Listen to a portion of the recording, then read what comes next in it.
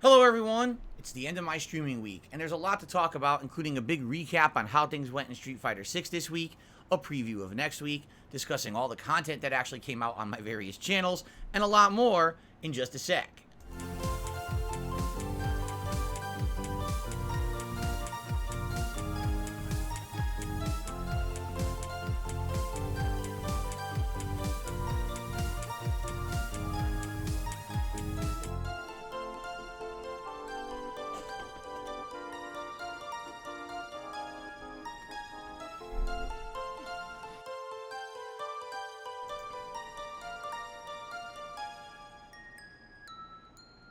Hello everyone and welcome to the show. Of course, I'm Phil and this is the Level 1 Podcast. What a week. What a long week. This was a 7-day streaming week for me. Lots of content, lots of coverage of the hot new releases, obviously. I hope that you guys enjoyed everything that happened this week, starting with a live React event, the Summer Game Fest back on Thursday. Of course, all of the awesome Street Fighter 6 gameplay that I've done over the course of the week, including the premiere of World Tour Mode, plus a bunch of new characters, the continuations of Diablo, as well as Zelda Tears of the Kingdom, React content. I mean, there's been a lot going on. And it's been crazy busy for a June. I mean, June is never this busy. Let's be honest. June is usually one of the slowest months of the year for game releases, and this year it's been the polar opposite, actually making it challenging for me to cover everything for you guys because I'm trying to juggle new releases while I'm also covering all this game news, and it's been daunting, all right? It has absolutely been a daunting task to do so. But now it looks like we're going to fall back into a regular rhythm. There's really nothing crazy or out of the ordinary going on between now and, you know, the next several gaming weeks. And so I'll be able to focus in on the stuff I'm playing for the next week. Then, of course, we'll have Final Fantasy 16 coming out. And then for the foreseeable future, we're going to have a rotation of new release games that I'll be playing. So thanks. And I want to say thank you to everyone. You guys have been absolutely awesome so far. And, you know, your interest in all that I've been doing, your support of everything that I've been doing, it's been absolutely great. I really have no complaints at all. Everything's been drama-free as well, which is always excellent. You know, when there's all this nonsensical white noise going on, it's good to be able to focus in on the important things. The gameplay, the interactions with you guys, having fun on a daily basis, and getting rid of all that outside crap, right? Only focusing on us, and that's a good thing. So, thank you all for being here today for the show. What I would like to do today is basically kind of go through everything we did this week and give you a cumulative update on Street Fighter 6, because now I've played with 9 characters in the game. That is right, half the cast. And having played with half the cast, I want to give you an update on who clicked with me and who didn't. And we're going to have a little bit of an update, because if you remember, we were talking yesterday about the future of my covering the game and what exactly I should do. And I think that we've kind of come to a little bit of a consensus here. On one front, we're probably going to slow down. On another front, we're going to hone in a little more to try to make my coverage of Street Fighter 6 a little bit better. All right? So that's excellent. I'd also like to do a little bit of an update on what's going on with all my other playthroughs.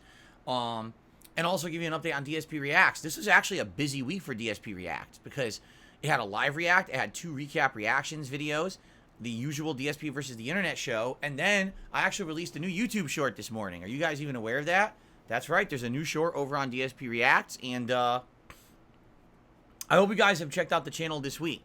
I realized that a lot of people who initially were interested in the channel said, nah, well, I see what it is, but I'm not going to check it out too often. Well, there was a ton this week, a ton of meaningful, interesting content this week that I hope you'll check out. And now moving forward, there's going to be some more stuff, more variety stuff over there in the next couple of weeks as well. Of course, we'll talk about that. All right. I think we should start at the beginning, shall we? First of all, I do have an update, and it seems to be a positive one. After 2 days of my PayPal account being screwed up with its notifications, I think as of this morning, it seems to be working, because someone tipped me within the last 5 to 10 minutes, and I got a notification for it.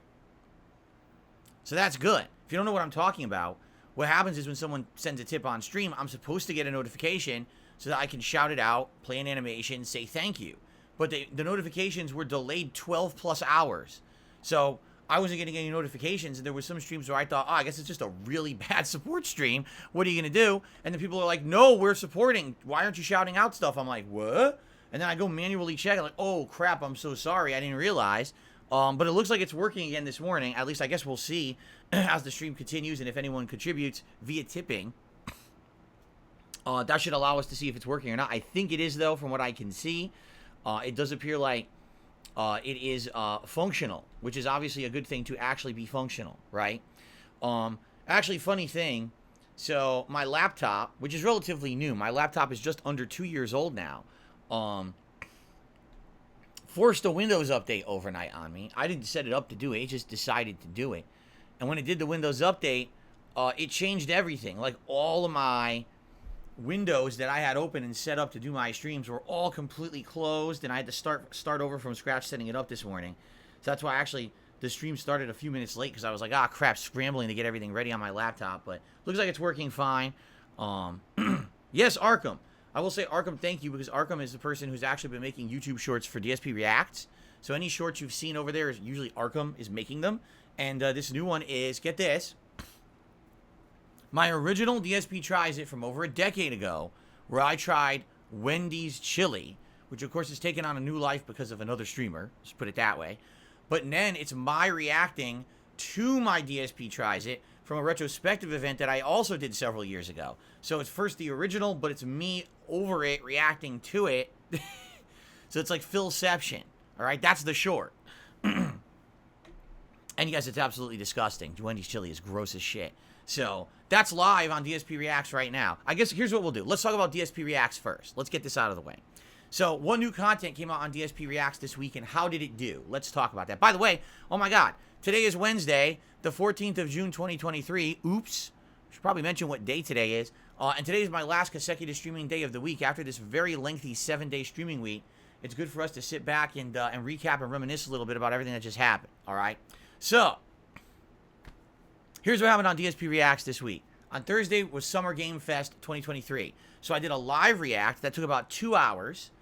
And then I did a recap reactions video that was about 35-40 minutes.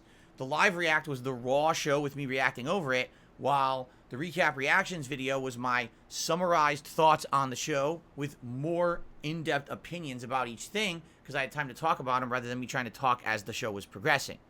Problem was, after doing that live react, it was blocked on YouTube for over 12 hours because it had a clip of the Twisted Metal TV show in it. By the way, the clip of the Twisted Metal TV show looked absolutely god-awful, so I feel bad for the people who were involved in it, but what a dumb reason for that to block my video. So I had to edit out the Twisted Metal footage for my video to show up. By the time it had showed up, a lot of people had already gone on and watched other, versions of this react, so it screwed me over. I probably would have had way more views on that video if it didn't get blocked for over 12 hours. But what can I do? That's the YouTube system, and it's really stupid, okay? So that being said, that was released on Thursday, okay? Performance-wise, it's done pretty good. The live react has topped over 2,000 views. Likely, if it didn't get blocked for 12 hours, it probably would have had another 1,000 views on there.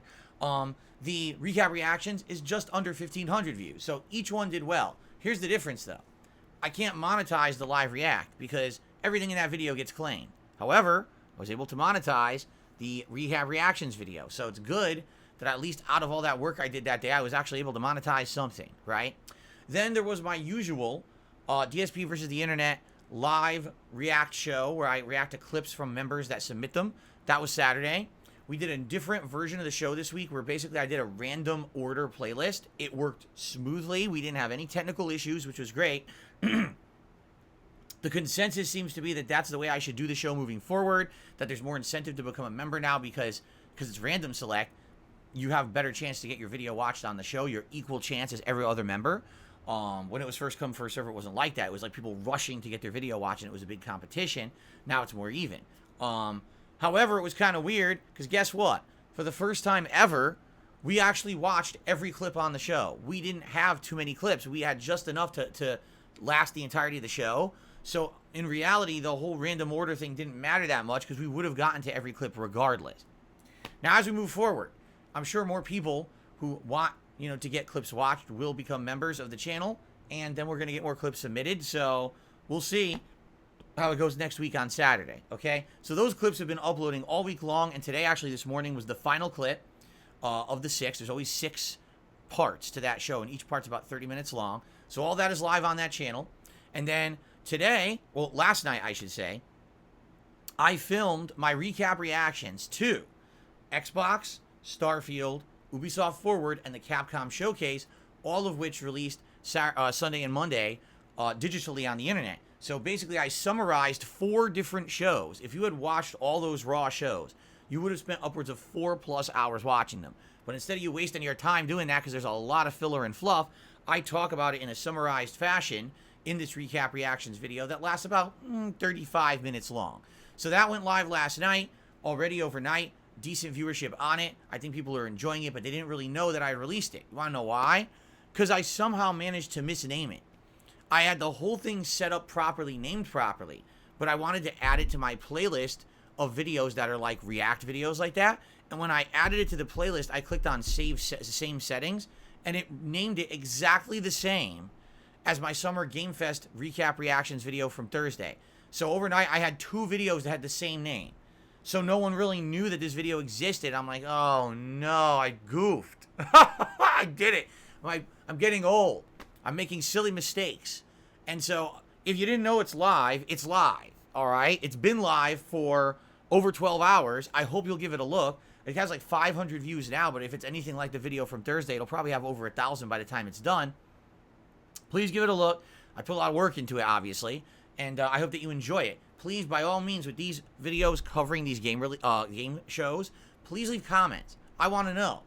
Do you think that these games look good or bad? Do you agree with my takes on them? Do you have a different take? What's your most anticipated game out of these shows? I want your opinions. That discourse is an important part of a React channel. So please, by all means, leave comments and let me know what you think. If your comment doesn't show up right away, it's because I have to manually approve them. But several times a day, I check those comments and approve them. I'll get them up there for you. Okay?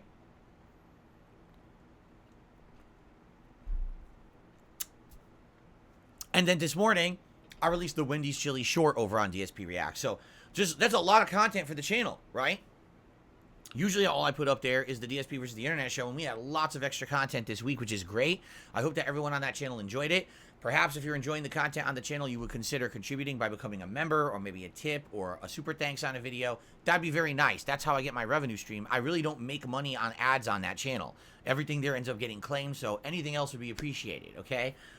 This coming week, there's going to be DSP versus the Internet again on Saturday. Outside of that, I'm going to release at least 1 review, maybe 2. It depends on time. But I think this week, over the course of this week, I want to watch Avatar: The Way of Water, which was just released on digital services. It's a long-ass movie, man. It's like freaking 3.5 hours. So there's no way I can watch it either in like 1 or maybe even 2 nights. I might have to split it up and watch like an hour a night over the next week. And so once I finally get through it and I watch it, I think I'm going to do a review of it to let you know what I thought of it. Because Avatar 1, had great visual effects, and that was about it. Yet it was like the biggest movie ever at the time. Avatar 2 apparently is a better plot. From what I'm to understand, it's not the Pocahontas or Dances with Wolves stolen plot, which is good. I'd rather have it be a different plot than something I've already seen. But again, it's hilarious because people who saw it said things such as, it's not necessarily a great movie, but the visuals are great. And yet it like broke box office records. But seriously, in my entire life of 41 years, I've not seen a movie do so well at the box office and immediately be removed from public discourse. Like today, how many people are talking about Avatar: The Way of Water? Back in the day when there was a blockbuster movie, people would be talking about it for the year. Like every other movie would be compared to it, right? It was like Avatar released, everyone saw it within like a month, and then that's it, never existed. No one even cares about it. So, I'm really curious about this movie. I want to watch it myself, okay? And so, I'll probably review that this week if I have extra time, which who knows if I will. This is a short streaming week for me coming up. It's only a 5-day week coming up. I'm basically going to be here Friday to Wednesday, Friday to Tuesday. So Friday, Saturday, Sunday, Monday, Tuesday. If there is extra time, I will try to also review something retro. Like I told you, this month my idea was to review something retro every week. But then this week there was so much React content for the gaming stuff, there was no point in doing a review. I said I'll just let that other React stuff kind of stand there as the extra content for the channel. So next week we'll see. But I think at the very least I'm going to watch and review Avatar: The Way of Water. Okay? All right, so that's it for DSP Reacts. Check it out, youtube.com/@DSP Reacts, where you can find it. That's the sister channel. I hope you'll take a look at all the different content that I put out there over the course of these weeks, okay?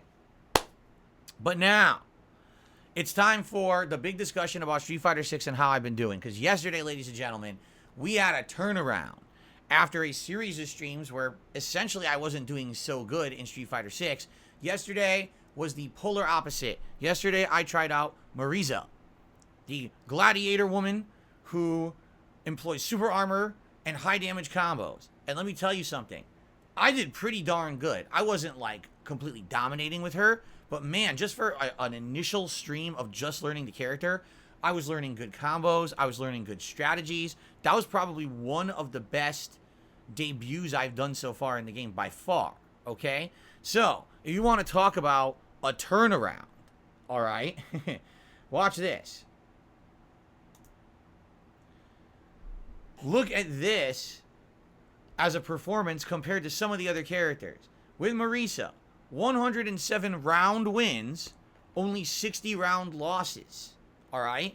That's a really great win-loss record. The only character I did as good was JP, but JP was a very short session, so it doesn't really necessarily compare as like an apples-to-apples comparison. But man, did this ramp up the wins. All right? And I think this has to do with a couple factors. Number one, Marisa doesn't necessarily need a lot of high execution to play at a competitive level. I mean, yes, there's other things with dash cancels that I'll probably learn later that'll be way better than what I was doing yesterday. But just on a basic entry level, her basic moves and combos are fairly easy to execute. All right? And yes, if you play smart, you can actually counter a lot of the things your opponents are doing for big damage punishes and or big combos. And because of that, I did pretty good. Now, the thing is, I was making mistakes. Like, during these matches, I was accidentally hitting the wrong buttons. I was doing the wrong moves, and I would say it every time I did. I was like, oh, I did the wrong thing. And it was costing me rounds. So imagine if I actually had played with her more and was actually mastering her execution, I probably would have done significantly better than even this. Okay? So, this is pretty good. I like the character's design. I definitely think the character has good potential.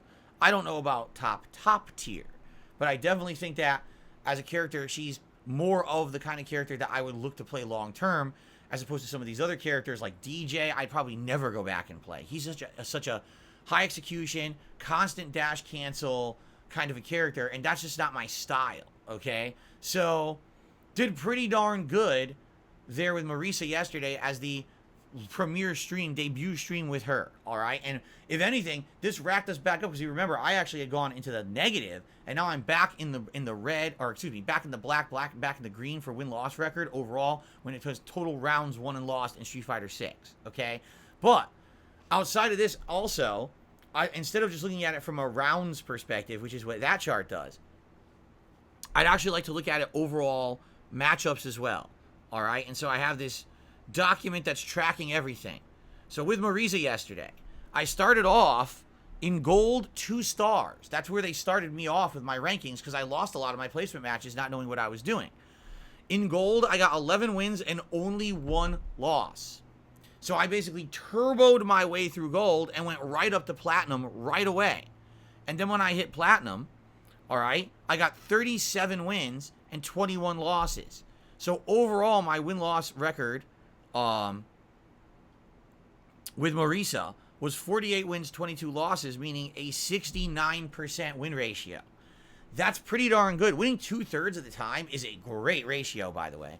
And so I really enjoyed that character and did pretty good. Overall now, just so you guys know, I've now been playing Street Fighter 6 almost 2 weeks, just under 2 weeks. Overall, 365 wins, 298 losses with a 55% win rate. Meaning I'm winning more than I'm losing. But, I mean, we're still learning.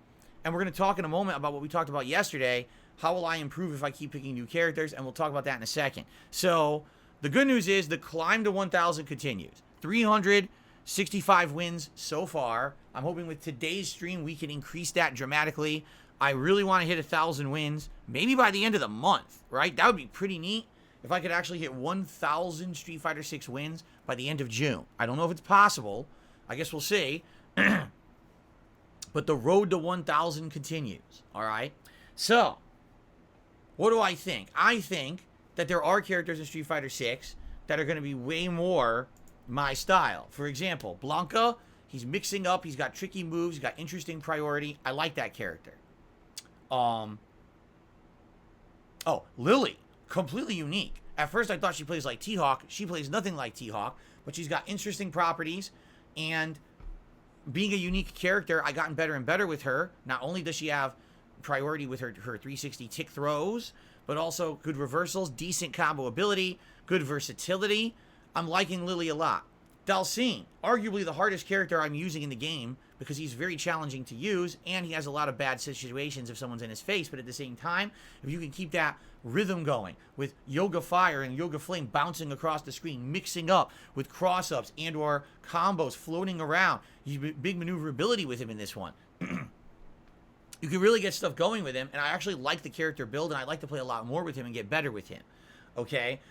Zangief. I mean, does it really stand to reason here? Did anyone think that I wasn't going to like Zangief? Zangief I've always liked in every Street Fighter game. Now, in this one, he's a lot different, all right? And today, I'm actually going to try to employ a couple quick strategies that I learned watching a video or two of him over the course of the last few days since I used him last. I'm going to see what we can pull together. Maybe I can actually get some new good stuff with Zangief today in my gameplay. But I like Zangief, and obviously I'm going to try him more. I don't know overall if I'm going to adopt him as one of my main characters in Street Fighter 6, but obviously being the premier grappler, I am enjoying him. And then, of course, Marisa. Yeah, Marisa seems like out of all the characters I've played so far, may almost be like the archetype that I'm enjoying the most in the game. Now, I've only picked half the cast so far, but this is a character who has interesting mix-ups and combos, good punishability, right? Solid moveset, not perfect, definitely not perfect, has a few flaws in her gameplay, but at the same time, I think she's a really solid character that I'd like to play more with. So, you know, it's weird when you look at this stuff and you're like, it's hard to predict, isn't it? It's really hard when you look at this, like, who would have thought that I would have liked Lily? I know nothing of the character, you know. I thought she was T-Hawk. Completely different build, but I like the character, right? Who would have thought I would have liked Marisa? I didn't know what she was going to play like. That's the cool thing about a brand new fighting game like this with new characters. You don't know what's going to happen, and then you play it and you're like, wow, I'm pleasantly surprised with how some of these characters are turning out, right? Now, here's the deal with Street Fighter 6 moving forward. We had a big discussion about this yesterday. I actually took in many people's opinions over the course of the last 24 hours, and I'd like to share with you everyone's thoughts. So we had this discussion yesterday on the Level 1 podcast. How do I continue to cover Street Fighter 6? Because there's two schools of thought. School of thought number one is, I'm a variety content creator. I should continue to keep picking new characters, playing for them for one big session, you know, and doing their basics and learning how they play, and then move on to another character until I get through all 18 characters. Now, it's 2 weeks in. We've covered half the cast, okay? Now, here's the thing about doing that. Would there be a variety of content continuing on the channel? Yes. Would you see different gameplay styles and different characters represented? And would it be more interesting maybe to the outsider who's just watching Street Fighter 6 for the first time? Yeah, probably it would. But when you're constantly switching your character and you're only playing them for a few hours at a time, you're not going to ever get better at the game or master anything. You understand? Like, basically what will happen is I'll get a taste for every character, which is great. You need to have an idea of what every character has capable in their movesets, so you know essentially what's coming when they do those moves. You know what they are. At the very same time, though, there's no way I'm ever going to get much better at this game if I just keep picking new characters. And it's interesting because I got a couple different people who actually gave me some perspective on this in the last 24 hours. One person said the way that Maximilian Dude does it is he, when there's a new fighting game, has something he calls the week of. And so what he'll do is he'll pick a character and say, I like this character, I want to try them for this week, and this is the only character I'm picking in the game this week. So just deal with it. And he'll sit there and he'll go to the lab and practice with that character, and then he'll go online and he'll try to get better with that character all week long. And then after the week is up, he feels like he's gotten enough of that character that he moves on to another one. Okay? That makes sense, but at the same time, that makes sense for someone who's guaranteed to be playing this game for months on end. If I was committing to playing Street Fighter 6 full time for 3-4 months, then I could use each week for one character. The thing is, we don't know if I'm going to be doing that much coverage of Street Fighter 6. Right now, the game is hot. Right now, I'm really enjoying it. You're really enjoying it. But what's to say in another month or two that it's going to have that much interest? Again, I'm a variety content creator. There aren't that many people coming to this channel just to watch me play Street Fighter 6 full time. They want to see me do other stuff too. I mean, that whole first week when I was playing Street Fighter 6 so much, people were clamoring, where's Diablo? Where is Zelda? Where's other content? We're tired of Street Fighter, right? So, the way Maximilian Dude covers games and me is different. My audience is definitely different. I feel like if I picked one character, like let's say that I said this was going to be the week of Blanca, and all I did every day when I played Street Fighter 6 was play Blanca, 2 streams in, people would be complaining. Oh my god, he's still playing Blanca. I guarantee you they would.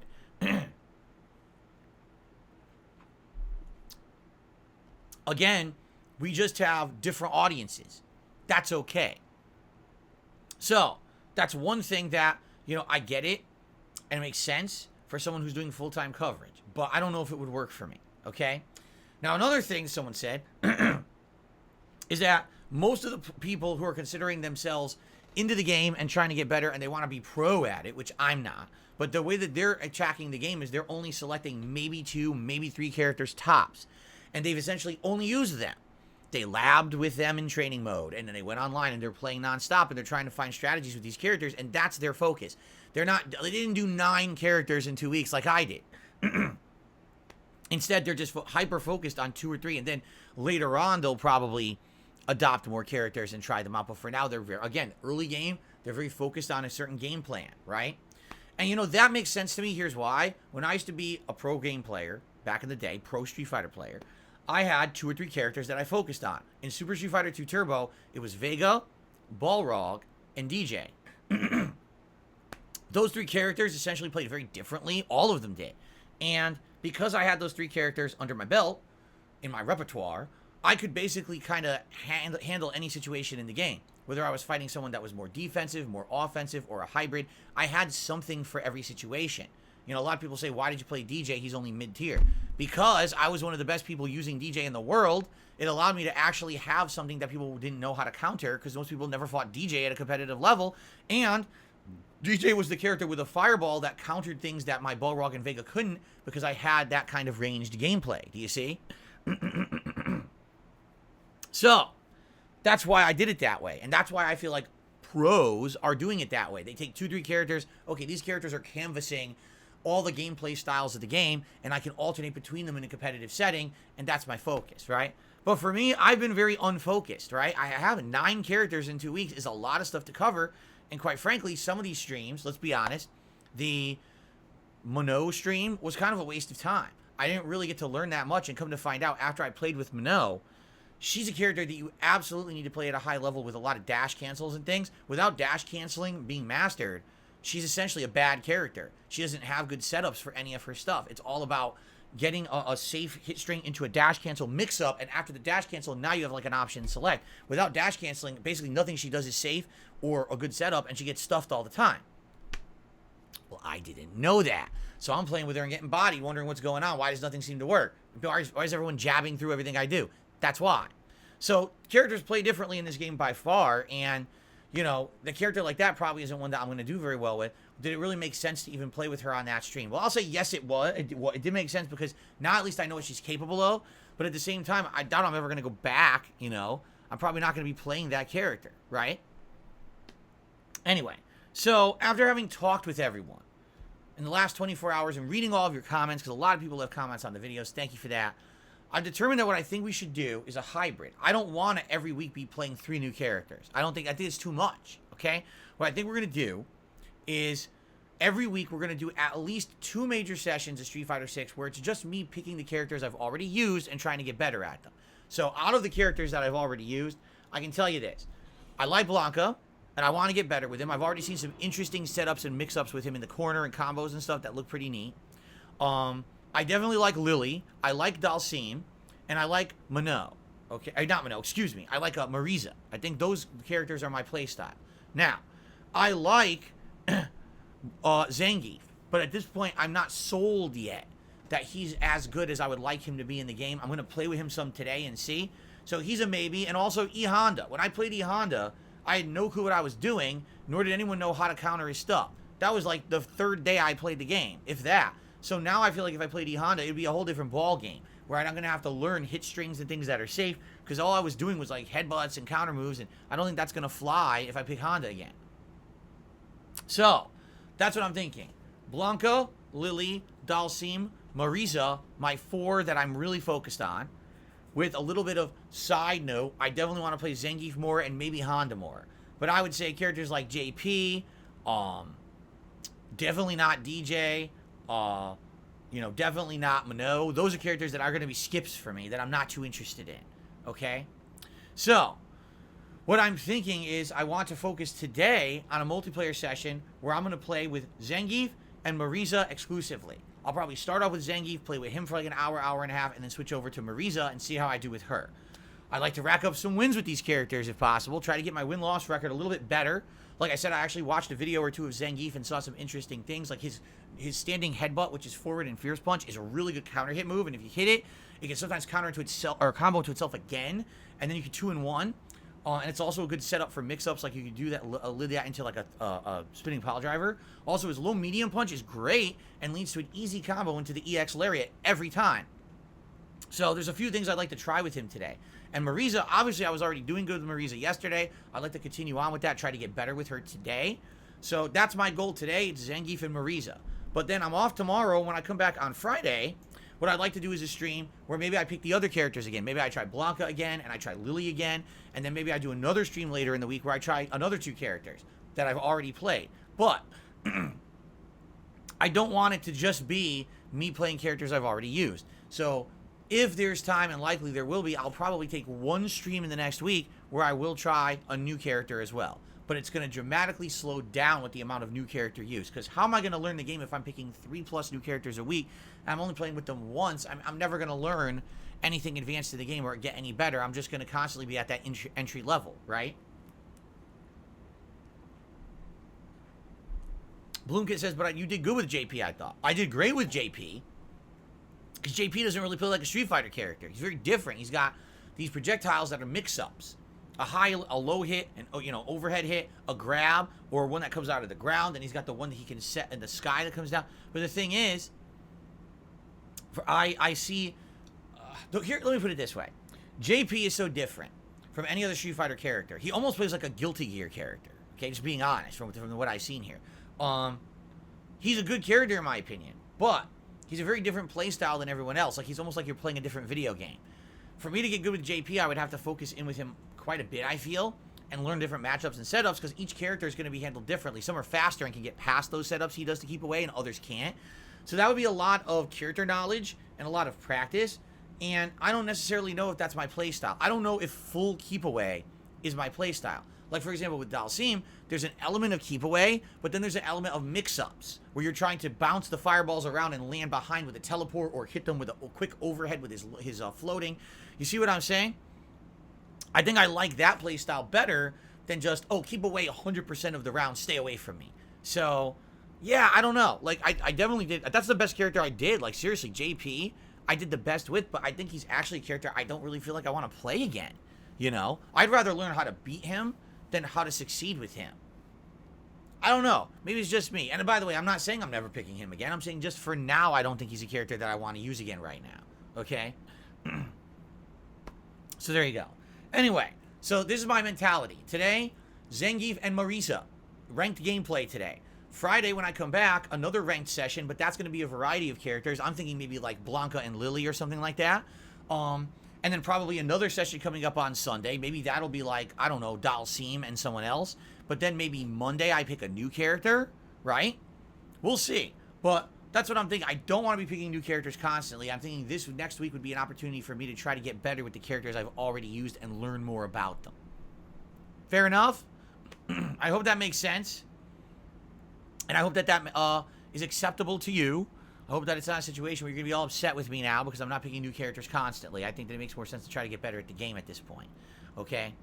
As for World Tour mode, hey, I played it Monday. I thought it was enjoyable. It seems like a chill mode. It's definitely not super serious. There is an element of challenge to it, as you're fighting higher level enemies that you basically do no damage to, but they do insane damage to you. At the same time, it is grindy and repetitive like I knew it would be. It seems to be like a mode that's more like, if we want to have a chill stream, we would play it, but it's not necessarily something that's going to be a major focus for me.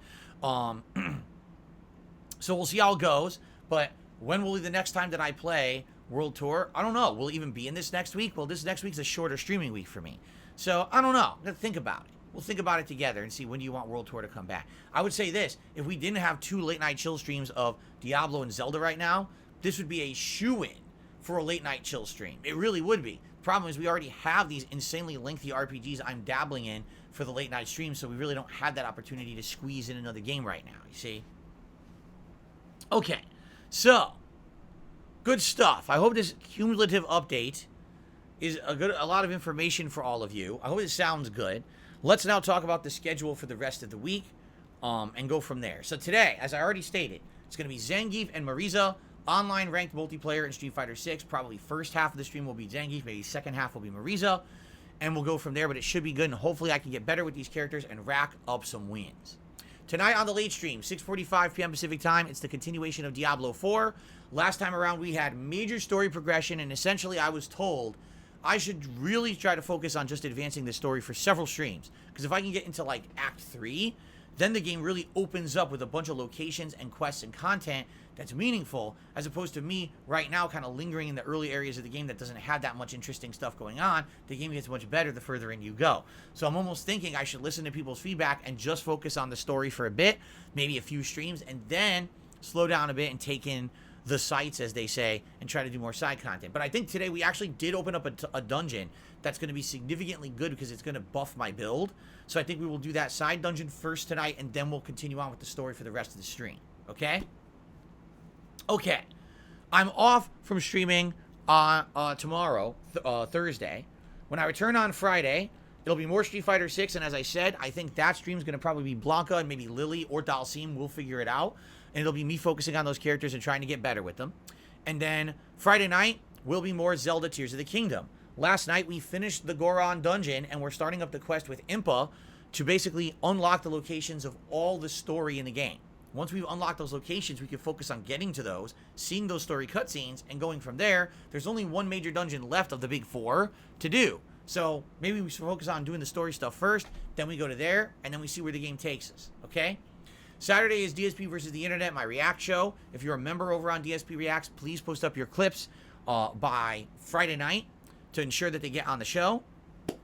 And, yeah, I can't wait to do it. Every week it's a good variety of stuff. I hope maybe this week, because we are now doing the shuffled playlist, some people may be considering supporting the channel by becoming a member who maybe weren't, or maybe someone was a member and now they'll come back, or maybe you've enjoyed the variety of content I put out for you guys this week on DSP Reacts and you'll become a member to support the channel that way.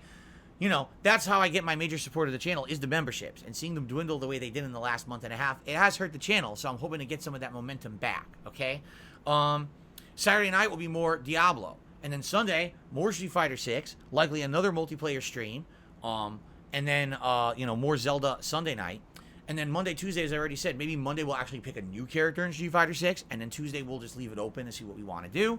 And yes, there'll be more Zelda and Diablo on those late streams. Now, this is all leading up to the premiere of Final Fantasy 16 on Thursday, June 22nd. Yes, I will be here that day, and I'm going to do it as the main gameplay stream that day. I'm undecided if I should play it all day, because I could do an all-day Final Fantasy 16 premiere stream if you guys wanted, but I don't know if you want the game all day or not. I actually have not done much research into the game purposefully because I didn't want to spoil myself on this game. In the case of Final Fantasy 15, when the game came out, there had already been a playable demo, there had already been an insane amount of information on the internet, and I kind of already knew the whole game by the time I had played it, because it was already all out there. This game, I've actually stayed away, so I actually don't know much about it at all, except people say it looks great, so I'm taking your opinions as fact, and I'm excited to play this game. So I could play the game all day long that Thursday for release day, and then kind of mix it up, and Friday go back to Street Fighter, you know what I mean? We could alternate, And that's what it's going to be. The streams are going to be alternation between Final Fantasy and Street Fighter as daytime streams. And the night streams will be alternation between Diablo and Zelda. And that's for the foreseeable future. Because I'm not sure, actually, when the next major new release comes out. I know it's not this month. And what we're going to do is during my upcoming marathon event, which is now called DSP's DSP, which stands for DSP's Digital Summer Party. This is on Sunday, July 2nd. It's a marathon event. And the first major thing we're going to do during that event, we're going to go through the gaming schedule. We're going to look at all the new dates for game releases that have now been populated over the last week with all these digital events that have happened. And we're going to create a new calendar of games that I'm excited to cover for you guys. We have to pick and choose. We have to, because there's so many games coming out in the months of September and October. There's no way I can cover them all. It's just not possible.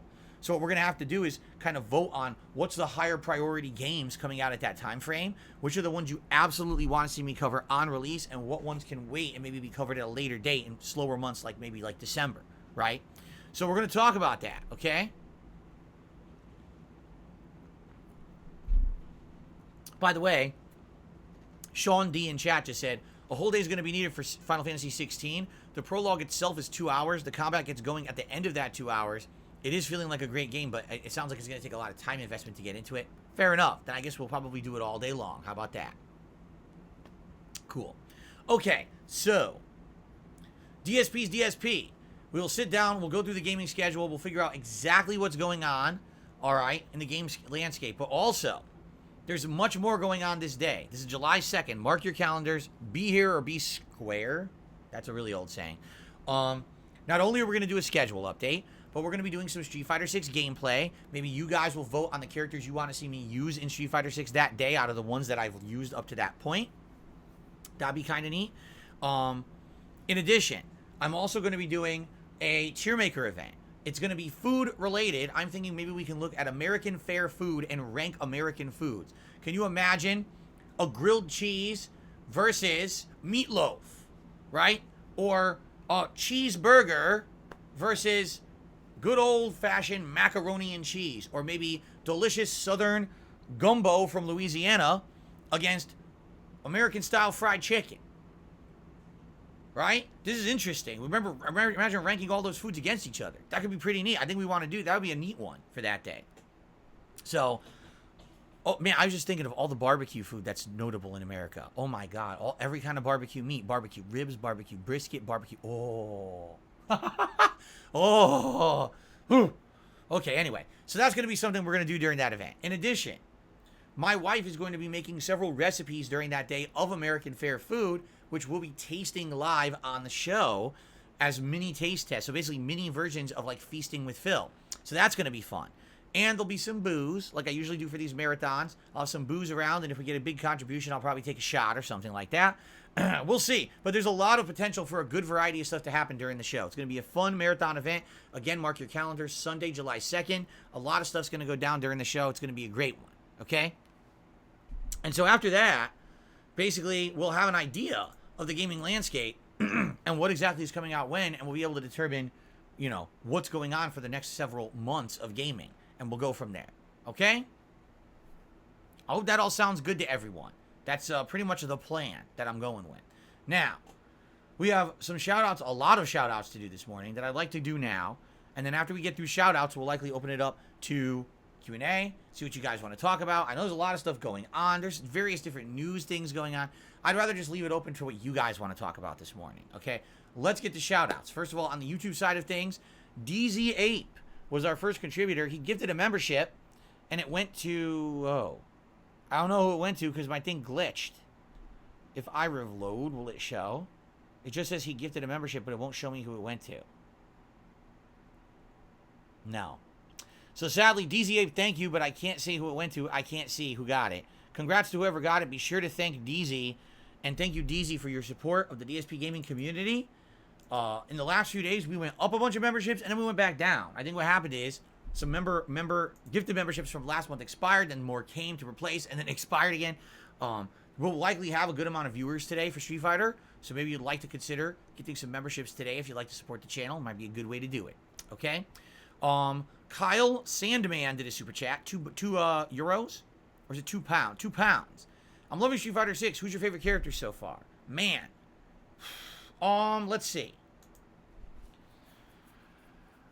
Let me put it this way, okay? Who am I doing the best with so far competitively? Arguably, it's probably Marisa was the best debut. Even though you say JP, yeah, but JP was like a day one thing where because he was a ranged character, no one knew how to deal with him. Probably if I picked him now, people would be kicking my ass. So I would say out of all the characters so far, I've probably done the best competitively with Marisa. But if you want to talk about like just overall like fun factor, I think that Blanca's the most interesting and fun character because I can do mix-ups, I can do juggles, right? Interesting stuff. I need to get better with him. Like I know a combo where he can cancel to his level 2 super, but I don't know how to do the super after that that'll combo and do damage.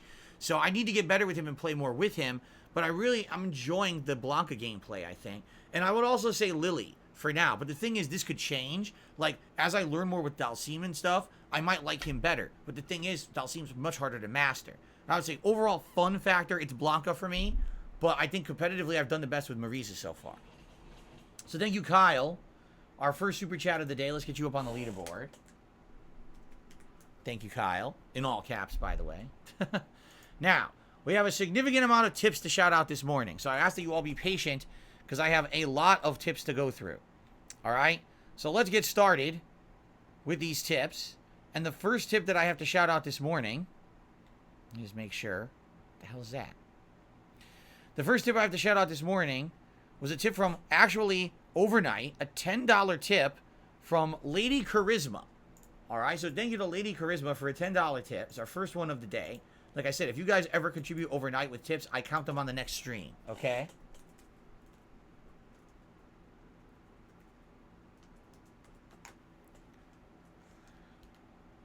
And so,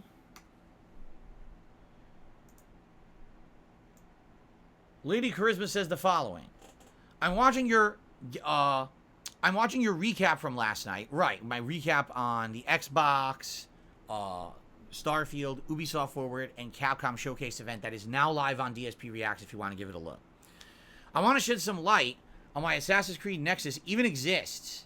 So, the MetaQuest 2, which was the VR headset that they showed in the Ubisoft Forward showcase, is actually currently the most popular VR headset. It's only selling for $299 US. According to reports, nearly 20 million Quest headsets have been sold, okay? I'm going to be honest with you guys. When I hear shit like that, I don't believe it at all. I just don't. It sounds like a bunch of bullshit to me.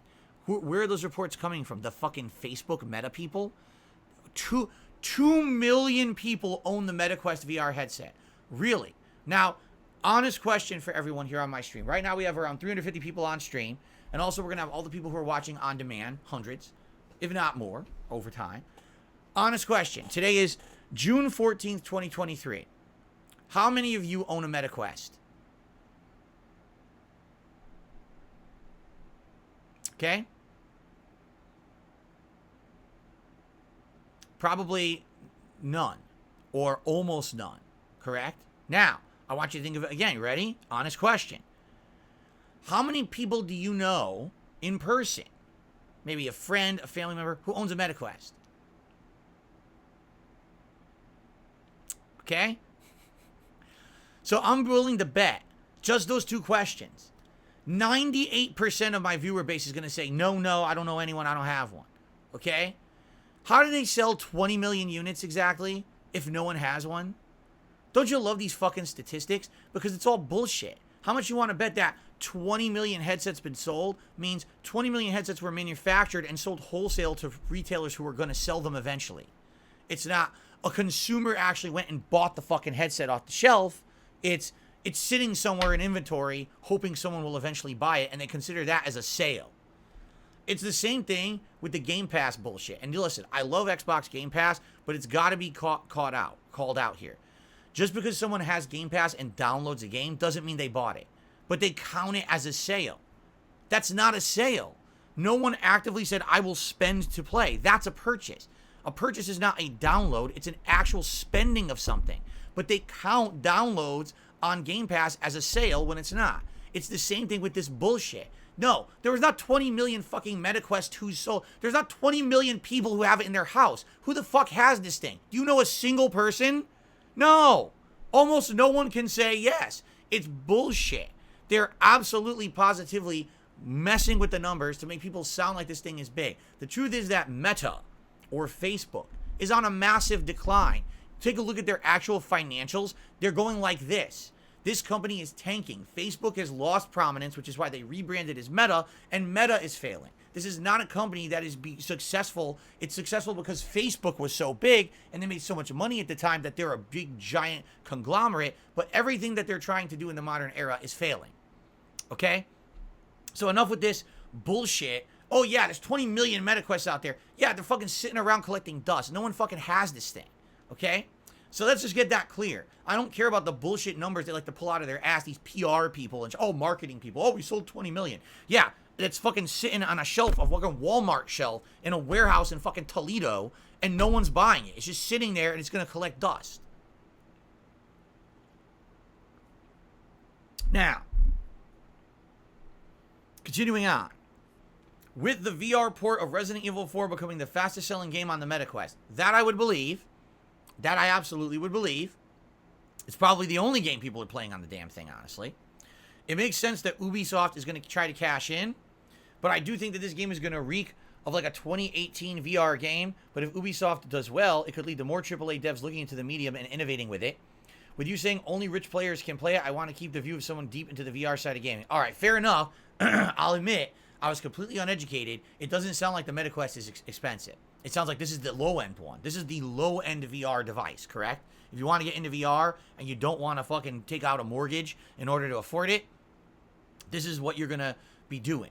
You're going to get the MetaQuest Pro or MetaQuest 2 or whatever the hell it's called. So fair enough. I was uneducated on that front. I thought that it was a more expensive headset.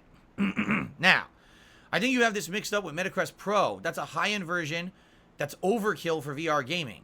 With each passing year, VR is getting more accessible. It can lead to big innovations in the gaming world. It's never going to replace flat screen gaming, but it's a nice alternative. Thank you for taking the time to read this. The thing that gets me about VR is, did you actually see in the Ubisoft Forward event? I'll be honest, I actually thought it was a very accurate representation of how VR is. It showed a guy by himself in a huge living room with nothing around him to hinder his gameplay playing Assassin's Creed VR. Or what's it called? Assassin's Creed Nexus, I think was the name of it. So just think about that. If I want to play VR, get the fuck out of my house. Because I can't have any distractions. We can't have anything in the way. We can't have anything to accidentally track. You can't even be in the room watching me play VR. I want you on the other side of my house locked away in a closet. So I can play VR in my living room and I don't get anything interrupting my gameplay experience. Because if you're even remotely near the fucking thing, it's going to malfunction, right? And I need a giant room. In fact, I'm going to rent out a concert hall to play VR so I have the biggest amount of surface space that I can use and track it properly. Like, that's VR. In a nutshell, it's ridiculous that all these things, remember the fucking Kinect? Oh my God. And now VR, these VR devices, that's not gaming. Gaming is you come home from school or work and you want to escape from this reality.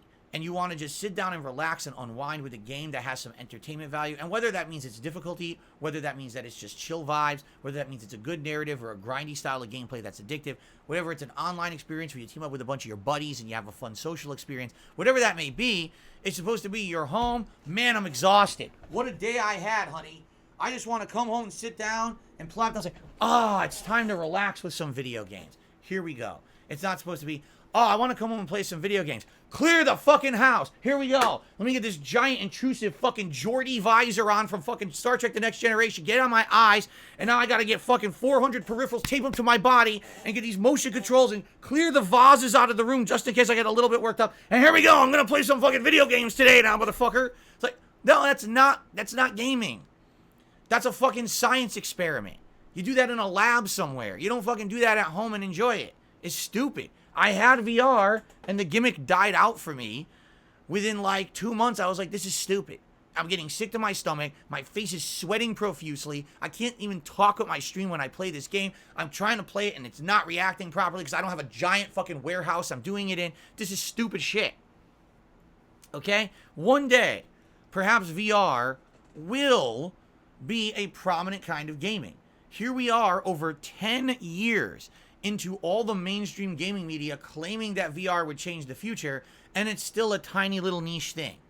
So, we ain't there, all right? Thank you for the tip. Thank you for educating me on the MetaQuest, because I did not know that, and I appreciate you calling me out when I'm wrong on stuff. But I don't think anyone's going to dispute the fact that VR is absolutely, positively, a tiny little piece of the gaming space at this point, right?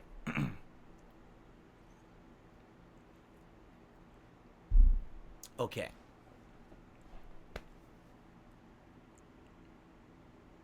Let's continue.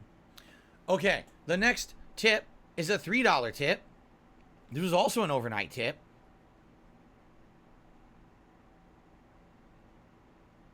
Huh? So I got a $3 tip again from Lady Charisma. It says, please disregard whatever word soup I gave you in your last tip. I had a bit too much to drink when celebrating my anniversary, and I'm paying for it in the morning.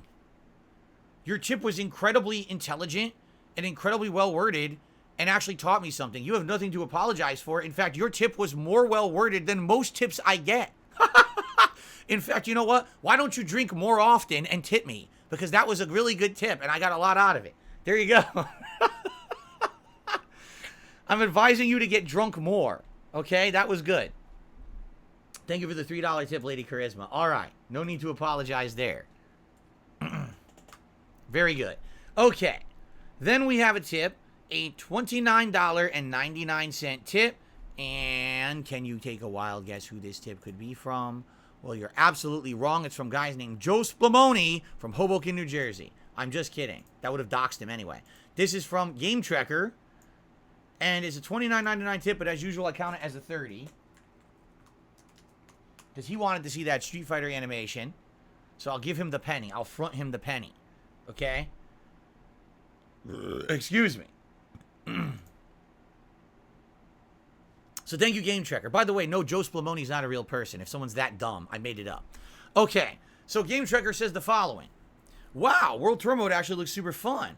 I never found that Yakuza games to be my cup of tea in the slightest. So hearing that World Tour would be compared to them so much made me feel wary. But you know, I gotta say, watching you play it made me feel that I actually want to do so myself. Hold on, here we go. Perhaps I will someday, but I have too many games I'm playing right now already. Anyway, unsurprisingly, I do have some tips regarding World Tour, but I'm going to save them for the next stream when you play it. Fair enough. When will I be playing it next? I don't know. Maybe next week sometime. See, next week is a shorter week. It's only a 5-day streaming week for me. So I'm almost thinking maybe that's not the right week to do it. Or maybe it is. We'll think about it. People seemed to think that World Tour was passable for a chill stream. It wasn't amazing, but it wasn't bad. I know right now people are really craving online play, so that's what I'm giving them. So thank you, Game Trekker. I appreciate that. And we'll see as we move forward, you know, what happens there further. Okay. Then I received a $6 tip from Game Trekker.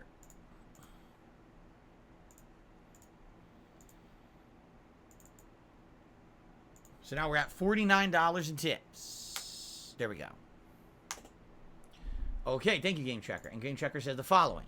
Let's talk about Minot. This character really confused me when I first saw her gameplay. She has long legs and such mediocre pokes. I also don't believe she has a single move that has frame advantage on block, not counting jump-ins and drive views. Exactly. That's what I was finding. Is that she has all these target combos and all these setups, but none of them give her advantage. So every time she does one, everyone just mashes jab through. And I was like, what am I supposed to be doing here, right? In order to create offense from neutral, she has to rely on a move that makes her zoom forward with either a double sweep, double kick, or an overhead kick, only the last which is safe and only if properly spaced. Yeah, Zangief has to guess over and over to get in, but Minot's approach feels so much more finicky, yet she's still clearly a good character. Anyway, I do have one tip for playing her, something that I see ranked Manon players doing very consistently is her overdrive anti-air, which is her 2-hit kick, into her hit grab. I'm guessing it's the low punch or light punch hit grab, since that's the fastest non-overdrive version. It's a big deal. It means she can convert any anti-air into increasing her metal level. Fair enough. See, I was doing the anti-air into the double kicks, because that hits from like almost anywhere on the screen. I think if you want to convert into the grab, you have to be a certain distance, and I wasn't good enough to do that. That's actually good advice, though, because you're right. Any anti-air, you immediately increase the throw level. That could make sense. Yeah, but no, that's what we were discovering. And like I said, after I played with Minot on Sunday, I ended up getting the feedback from my viewers. So someone actually left a big comment saying, yeah, Minot literally is 100% an unsafe character with no good setups. It's all about dash cancel. The only way she has any advantage is dash cancel. So you have to basically learn the character, then immediately lab with her to learn the dash cancel setups that give her the advantage for mix-ups. Without that, you're boned. So, there you go. Okay, continuing on. I got another $6 tip from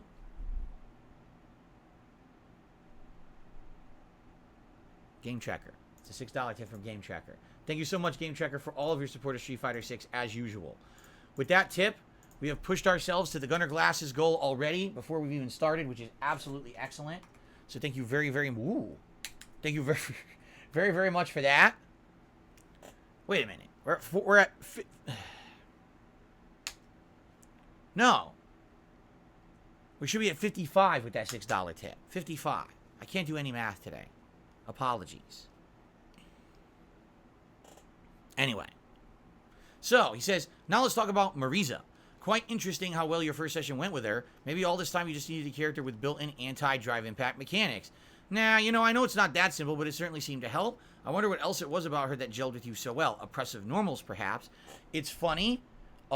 She's the polar opposite of Minot with her abundance of ways to create frame advantage on block. Almost every single one of her heavy normals can be charged to do just that. And those I weren't using. I was using standing roundhouse, but I wasn't charging her heavy normals, which I guess is good for mid-range. Anyways, tips. Number 1, use down and heavy punch with neutral jumping. Okay, see, I didn't know that. That's her good neutral jump move, down and heavy punch. He says, you can only use it during a neutral jump, but it has a giant hitbox even hitting behind her. Okay, fair enough. I will use that today because I couldn't figure out what was the good neutral jump attack. Number 2, try using her level 1 super as a reversal. If you hold the button and your opponent hits you during the windup, it gets a different animation and bonus damage. Right, similar to holding the button with her Gladius. And so you're saying try it as reversals to see what happens. Okay. Number 3, her counter move may be the good answer to neutral jumps when you're cornered. I think it is. Because when people are trying to lock you down in the corner, I call it squaring up. I forget what the game calls it. It's quarter circle back and kick. It puts you into this defensive, like, square up position where it absorbs a hit or two, and then you can counter either with a throw, a smash that leads into a 2-hit combo, or a low kick. And what I found is if I absorb a couple hits, she kind of recovers from it, and then you have an option select. So I like that. It was getting me out of corner situations. I'm going to probably try to use that more often. And then number 4, remember you can hold the button to maintain the counter stance. Correct. And I was using that in the corner. I gotta find better setups for her, but overall I really enjoyed that build. So thank you very much, Game Tracker. All right, and now continuing on, I received a $1.50 tip, and this one actually had come in this morning. Okay. So let's see. A $1.50 tipper, as an anonymous tipper, says, what is your opinion on credit cards? I always associate them with debt and excessive spending. I hear the rewards can be lucrative if you don't carry a balance. Here's the thing. There's no actual universal answer to that question because there are a ridiculous amount of different credit cards and different credit options out there. I know for a fact there's credit cards you can get, all right, and that you can only have them if you maintain a balance in an account somewhere. So it's a credit card, but you need to have an account that you draw the money out of, okay? Then there's credit cards that are essentially credit that you rack up, and there's an interest rate associated with it. Some of them are much better than others. Some of them have introductory rates that are great. Some of them have promotional things like, oh, I transferred a balance from another account to this one, and now I get no interest charged for 6 months and stuff like that, okay? And you're absolutely right. There's certain credit cards that if you have them, you can get benefits. So, for example, if you purchase a certain kind of product, you'll get a warranty on the product. If you purchase travel tickets, you get some kind of a contingency backup if something gets canceled or whatever. You can get travel miles. If you spend, a certain amount of money on the card, you get points towards a rewards program or a loyalty program, and that can be redeemed on items, on tickets, on different things. But ultimately, they're all reliant on you actually racking up debt on the card. There's no credit card out there that's going to benefit you with any of those things unless you spend money on the card and you owe. And now it's up to you to be responsible to make your payments on time and to make sure that you pay off your entire balance before any kind of promotional rate runs out and they start charging you what's called revolving interest. Interest on a credit card is far worse than interest on anything else. A car loan, a mortgage, anything like that, very different than interest on a credit card. Interest on a credit card can literally kill you. And this is what happened to me. I can tell you from personal experience, this is what happened to me, is when I moved out here 9 years ago. A lot of my move was financed by credit. And my idea was that I was going to take promotional rates on credit cards and shuffle them around for like 4 or 5 years and slowly pay down all the balances on everything until it was all paid off. What ended up happening was within 1 year of me moving out here, so much awful trolling and things happened to my business that my income went from up here to down here. And when my income was essentially halved, I couldn't afford to stick on that plan anymore. So now what happens? Well, I'm just going to make a minimum payment. That's all I can afford. So what happens? Interest rates skyrocketing, money, owing incremental interest on everything. It's just insane what happened. And I couldn't keep up with it anymore. To the point where I was making minimum payments on every single debt I owed. And it was like I was borrowing from Peter to pay Paul. You ever heard that term?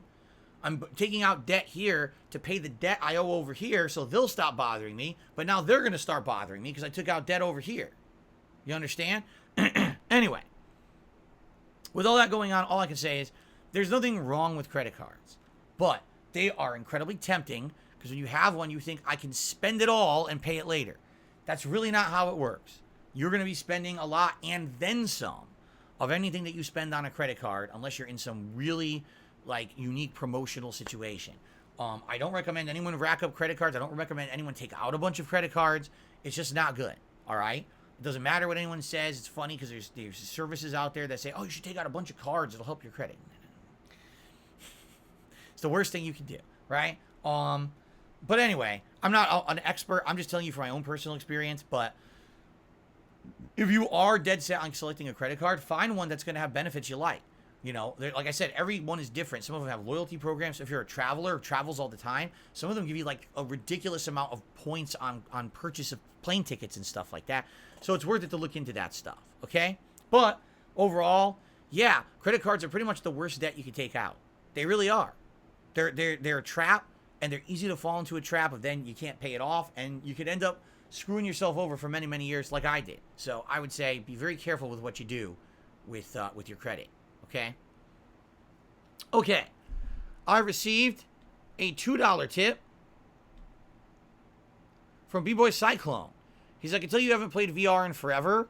Most games in VR cannot be played sitting down. You don't need to have a huge room anymore. Same goes with PSVR 2. I've played Resident Evil 8 and Horizon Call of the Mountain on my couch. I don't have a large living room space. I mean, that's good to hear. That's excellent because they need to have it improved to that point. Remember when I had VR, most of the games I played had issues, right? I had to stand up to play most of them. As I was standing up, it wasn't tracking me properly. It was always having issues. Remember the Batman game where I couldn't even reach things on the screen that I needed to advance? My hand couldn't touch them. And I'm in a room here. It's not even like, oh, I'm in a tiny closet or anything. I was in a room and it wouldn't even track you properly here. But I'm glad to hear that they're making advancements. Thank you for the tip. Let's see here. So Sean D had gifted a membership to Zen Shuriken. Thank you, Sean D, for helping the community out. And congratulations to Zen Shuriken. Be sure to thank Sean for the gift. QWERTY also became a member and re-upped his membership for 2 months as the source on all of this is Trust Me, Bro. So I think that was our VR discussion earlier. Okay.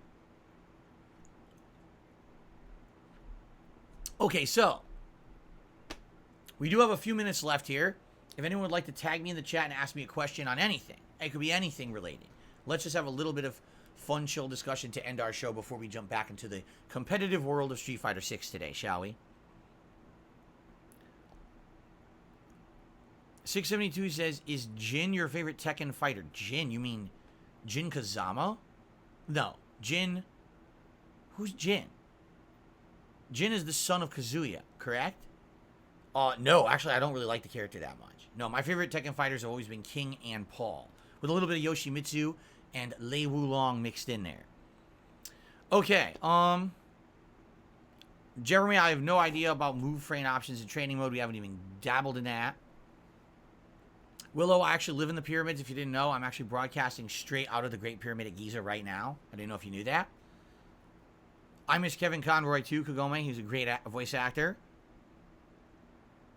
Thoughts on Starfield? I gave my full thoughts on Starfield in my recap reactions video that I put out last night on DSP Reacts. Go check it out. That's what I'm going to say. We're not going to talk about it here.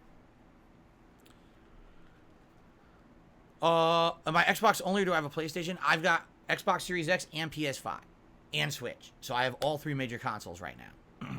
Yes, Jade, it's Marisa and Zangief today. We'll start with Zangief, see how I do, and then we'll swap to Marisa at some point. Tub says Armored Core 6 released gameplay trailer today. Do you have an interest in the game? I don't know because I don't know anything about it. Maybe I'll check out the trailer and then I'll formulate an opinion. CJ, I'm doing pretty good today. Thanks for asking. What's happening in Street Fighter 6 again? Today it is Zangief and Marisa in ranked gameplay. I'm going to split the stream half Zangief, half Marisa, and try to get better with the characters. Max says, what's the most important part of developing an online community around streaming video games? You know, honestly, for me, it's having a place where people can come and chill and talk and feel like they're not going to be, how can I say, bullied or railroaded into thinking one way or being made fun of. And also, it's the idea that we can all come together and have a relaxing time together and escape the stress of our real lives collectively, right? When you come to this stream, you're not coming to this stream for a bunch of drama. You're not coming to this stream for a bunch of stupid shit. You want to see me play a game, laugh at if I'm doing good or bad, you know, have fun conversation around it. That's what it's all about. That's the community aspect. Before I wanted to formulate a community like this, and it was just about me playing games, it was the Wild West out here. There was always people over trying to cause drama and shit, but over the last several years, that's all gone. You know, I don't tolerate that shit anymore.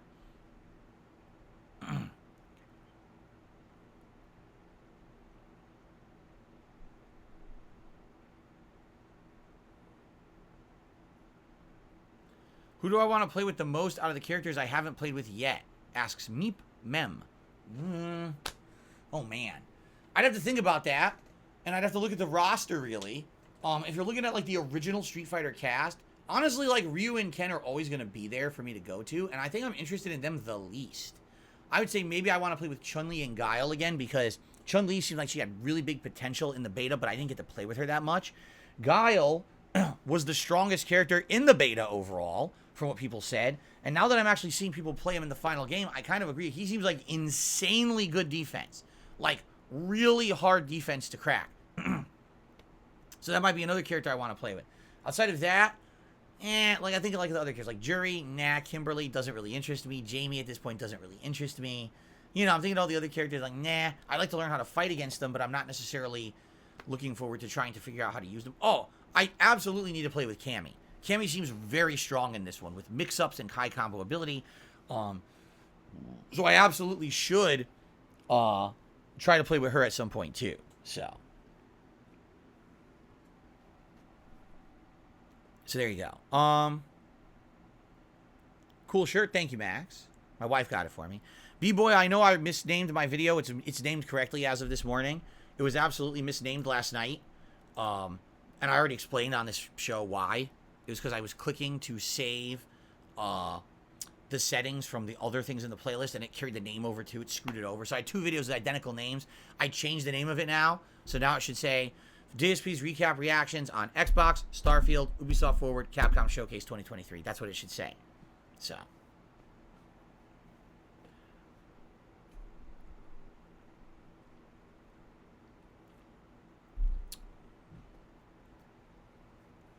Nosy Real Life says, I hope we'll get more World Tour. I love that portion of Street Fighter 6. I would say eventually we will, but it's just not the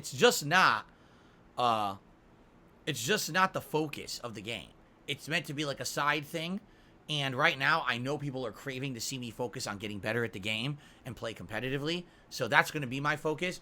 Maybe we can squeeze in a stream of it in the next week. We'll see, but it's something I'll go back to when we have time. If we didn't have 2 late-night chill stream RPGs of Diablo and Zelda going on right now, I absolutely would be playing World Tour as a late-night stream. But we just don't have time right now because we've already got too many things we're juggling. They all came out at once. Okay.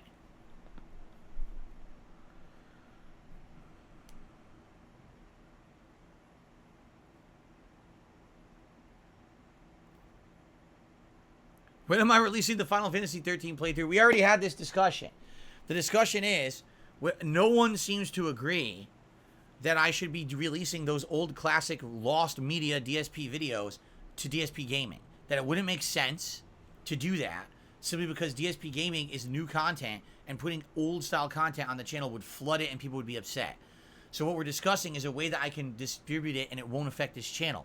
Maybe I could rebrand KO Gaming as DSP Classics or something like that, and then we could have a channel where, you know, I can put out those classic playthroughs. But that's something we're going to do when there's downtime. There's no downtime right now. We're super busy. I was actually thinking about maybe doing it during the summer months, having a situation where I rebrand the channel, relaunch it, have classic content showing up over there. But right now, it's just not my concern.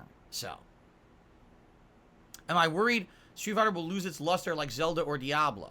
Seems like it's very mainstream right now. Here's the truth. It absolutely will.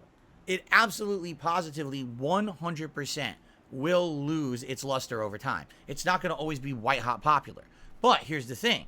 If the fighting game is good, if people like to see me play it, and I want to stay consistently decent at it, I can do it as 1 or 2 streams a week. We could have Friday night fights, and we can maybe have like one more night session, do like 2 Street Fighter streams a week where I just dabble with a couple characters, try to maintain, try to get some wins, and that's cool. That's a good way to keep it going.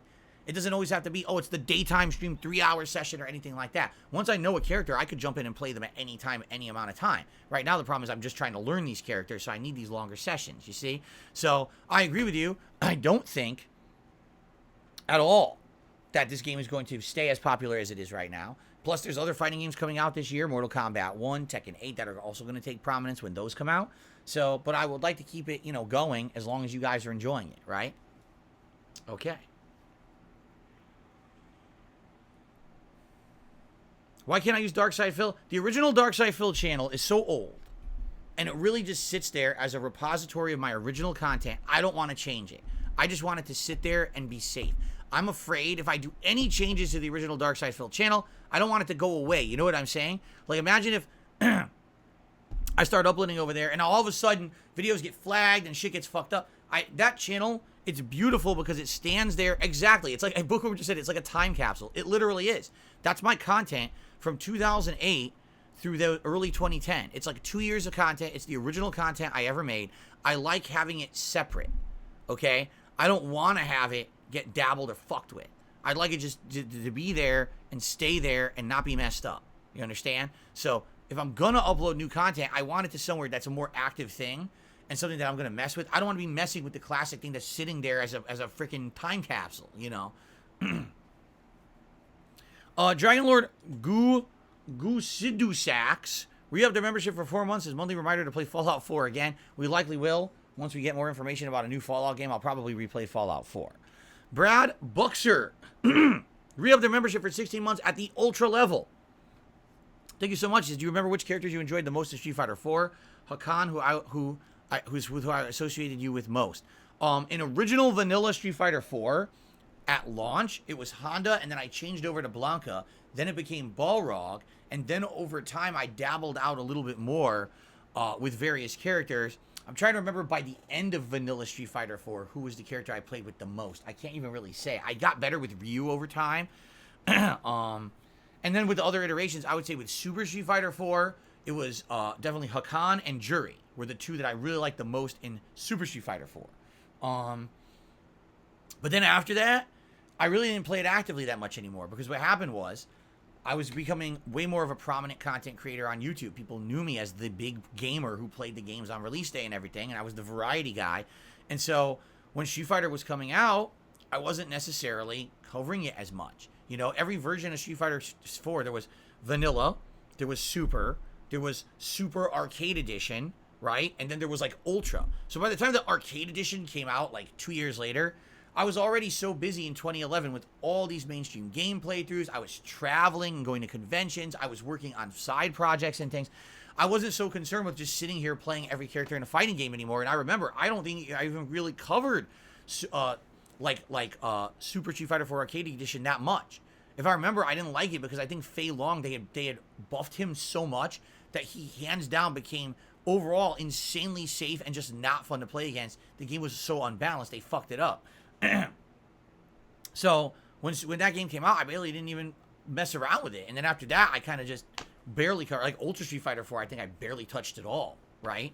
So, yeah, I would say only really those were the 2 iterations that I cared about. And yeah, I would say probably at the end there, Hakan was the funniest character that I played with. He was such an oddball character, and I was actually doing really good with him. Oh, let's see here.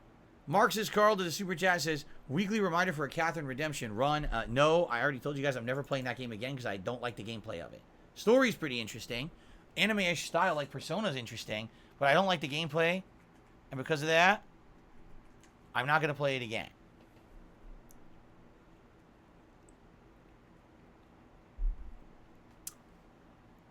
Oh, yeah. CJ says they balanced Blanca and Sagat in Super Street Fighter 4. Yeah, in Super, basically Sagat's insane overpowered nature from vanilla was massively balanced, and a lot of people ended up dropping the character because of that. They're like, oh, he's not OP anymore. Let's drop him and go to who's OP now. Okay. No, M. Bison is not currently planned to be in Street Fighter 6 at all. Maybe that'll change in the future with the future DLC, but right now he's not in it, and he's not going to be in it. So, am I ever going to make a club in Street Fighter 6? You know, I don't really know what the clubs entail. I don't feel like a club would be beneficial to me anyway right now. And if a club would require any kind of moderation or whatever, I'm not dealing with that. Also, there's the whole fact that I think to be involved with any of the social aspects of Street Fighter 6, you need to have a public-facing Capcom ID. And as you saw, they fucked up the Capcom ID system where if you're public, people can just spam you with friend invites constantly. And there's no way to turn it off unless you block them, in which case now you can't be publicly facing anymore to do anything. So it's almost that I think the Capcom ID system, they fucked it all up. They kind of had a good idea, but they didn't test it to see if it was abusable. It's massively abusable. And therefore, no, I don't think that it's very viable, which is sad, but, you know, what are you going to do, right? So I don't think that a club is really going to work unless it's easier to handle than I'm led to believe. Like I said, I don't have time to kind of sit around and do stuff with a club, so.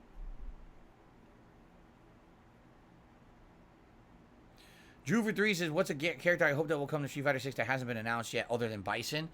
Yeah, I'd have to think about it because, honestly, for me, I would prefer new characters. I would prefer totally new character designs than, oh, arbitrarily, let's just bring back another character from the Street Fighter franchise and toss them in. You know what I mean? Like, we've done that already. Like, I feel like Street Fighter 4 and 5 both did that. In Street Fighter 4, they brought back all, like, the Third Strike characters. In Street Fighter 5, they brought back a whole bunch of Alpha characters.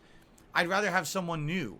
That's a whole new character design that's unique and interesting than a return character just for the sake of it. So, there you have it. All right, guys. I think it is time for us to end the show. Great show. Thanks for listening. Thanks for chilling. Thank you for a great week-ending podcast. I hope that you enjoyed it. And thanks to those who obviously supported it. And thanks for a great week. Overall, I felt like this was a really solid streaming week of great content. I hope that you all had a good time with me. I'm not going to be here tomorrow, but when I come back on Friday, I'll get you caught up on everything going on. Thank you for watching, and I'll see you soon.